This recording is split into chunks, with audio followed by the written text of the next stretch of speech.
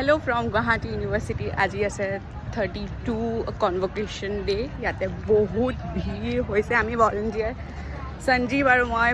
volunteer media ফালৰ পৰা মানে যেহেতু আমাৰ কমিউনিকেশ্যন এণ্ড জাৰ্নেলিজম ডিপাৰ্টমেণ্ট চ' আজি কি হয় চব দেখাম তো বলক এয়া হৈছে গুৱাহাটী ইউনিভাৰ্চিটিৰ দ্বাত্ৰিংশ দীক্ষান্ত সমাৰোহ য'ত বহুতো ছাত্ৰ ছাত্ৰী উপস্থিত আছিলে আৰু এয়া হৈছে এণ্ট্ৰেঞ্চ আৰু আপোনালোকে দেখিছে খুব আটক ধুনীয়াকৈ সজাইছে গোটেই ভেনিউটো আৰু তাৰ পিছতে দীক্ষান্ত সমাৰোহৰ শোভাযাত্ৰা আৰম্ভ হৈছিলে ইয়াতে উপস্থিত আছিলে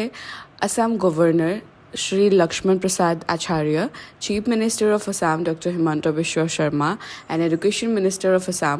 ডক্টৰ ৰণোজ পেগু ছাৰ আৰু তাৰ পাছতে গুৱাহাটী ইউনিভাৰ্চিটিৰ vice chancellor doctor Nanigopal Mahanta ছাৰে তেওঁলোকক সন্মান জনালে আৰু তেওঁলোকে সকলো ছাত্ৰ ছাত্ৰীৰ আগত তেওঁলোকৰ চমু বক্তব্য আগবঢ়ালে